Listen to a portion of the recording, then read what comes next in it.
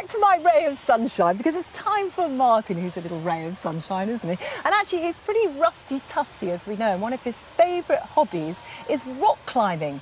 So at the beginning of spring, he went to the Peak District with his rock climbing gear to find out about a lesser-known upland species with quite an unusual name.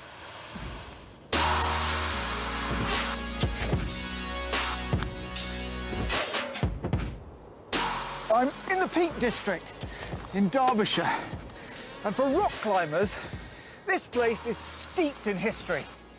Some of the most famous climbers of all time, Joe Brown, Ron Fawcett, Colin Kirkus, have made their reputations putting up dramatic new routes right here.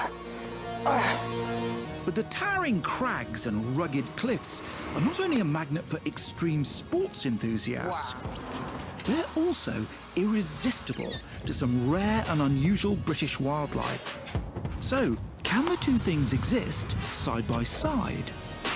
Kim Leyland, ecologist for the Eastern Moors, is trying to make sure that they can. We're here to talk about ring ouzels. Now, that's a tricky bird. It looks a bit like a blackbird, doesn't it? It does, yeah, a blackbird with a white collar.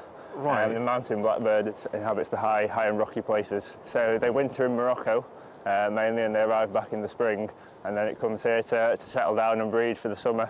And what type of habitat are they looking for here? There's a whole range of different things here. So we'll get some which will nest up on the crags in these heathery breaks. Some will be down on the ground in amongst the dead bracken.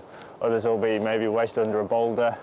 I know that countrywide, ring ouzels are not doing very well, but what's the story here? We carried out a full survey of this area last year and found about 30 breeding pairs, and that number seems to be at least stable, if not increasing, in this area. So we're really hoping that here it's a bit more of a positive story than the rest of the country.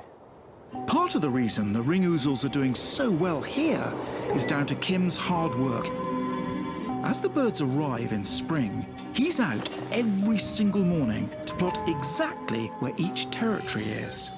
So we've got a couple of territories on Higator here, which is the outcrop over there. Okay. And the next one further across is Carl Walk with another territory, and then moving on down to Burbage South, which are the quarries in the distance. So some of these nests will be in sort of more exposed places, some will be safe, I guess. Yeah, that's right, yeah. So that's one of the main things, is to identify as early as possible which nests are the most likely to be at risk, and then we can protect those, and the ones that are, you know, in a safer location, we can just leave and they can get on with it themselves. Once a nest site has been identified as at risk, Kim passes the information on to the British Mountaineering Council, who assess the site and how best to manage it. And Adam, from the BMC, has offered to show me an old nest, which gives me the chance to get on the rock again. This rock, beautiful, really grippy. Having said that, I'll probably fall off.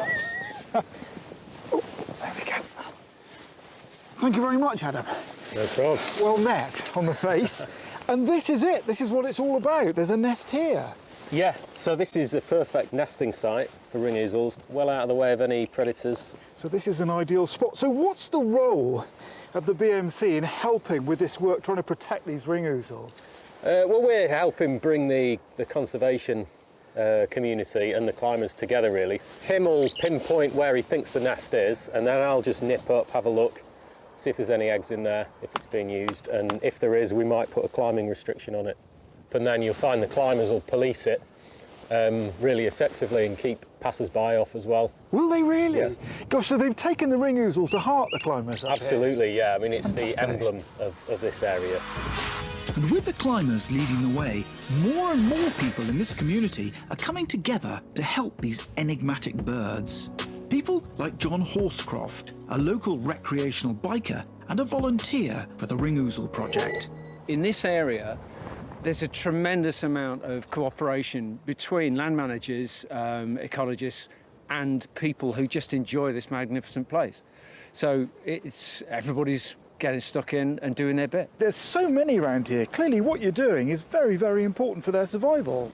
And because of all this, the ring ouzels are benefiting enormously. Seems to be. We're bucking the trend, Nice. not just in ring ouzels, but there's other species in the area, wheat here and so on, the numbers are looking good. So we hear enough bad news, don't we? We at do, the moment. yeah, So yeah. it's really good to be hearing some good news.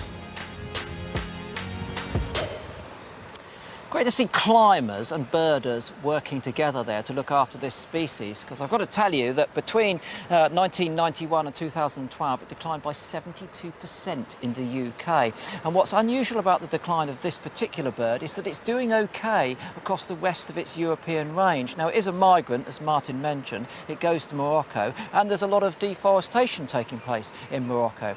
But it seems that we can't blame that, because over the rest of Europe it's holding its own. It's something peculiar to the UK that's precipitating this decline. More than likely, the management of our uplands. So when you see a group of climbers coming together like that to stick up for the bird and improve its numbers in that area, you've got to say, hats off, top work.